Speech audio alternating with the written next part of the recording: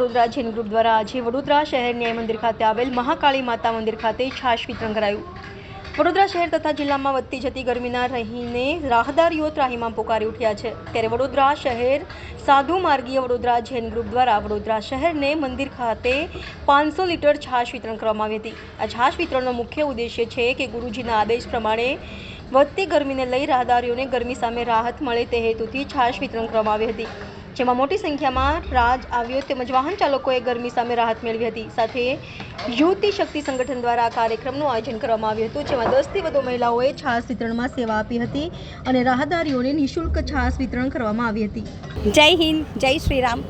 આજે જૈન માર્ગીય સાધુ સંગઠન દ્વારા યુવતી શક્તિ સંગઠન દ્વારા 500 લીટર છાશનું આયોજન કરવામાં આવ્યું છે। આ જેમ જેમ તાપ અત્યારે આટલો બધો વધી રહ્યો છે તો બધાના શરીરને અને મનને બંનેને તૃપ્ત કરવા માટેનું એક આયોજન ફરીથી કર્યું છે અને કાયમ હું અહીંયા આ સેવાનો લાભ આપી રહી છું, એટલે એ લોકોએ મારા થ્રુ કામ કરી રહ્યા છે। બાકી બધું જ આયોજન એકચ્યુઅલી આ લોકો તરફથી જ છે, યુવતી શક્તિ સંગઠન जैन साधु मार्गीय संघ द्वारा। जय जिनेन्द्र, जय गुरु नानक, जय गुरु राम। हम साधु मार्गी जैन संघ से हैं। हमारे गुरुदेव का आह्वान है कि बढ़ती खुशियों का पिटारा, बढ़ती गर्मी को देखकर हम लोग ने सूसागर के पास न्याय मंदिर के वहाँ स्टॉल लगाया है छाछ वितरण का।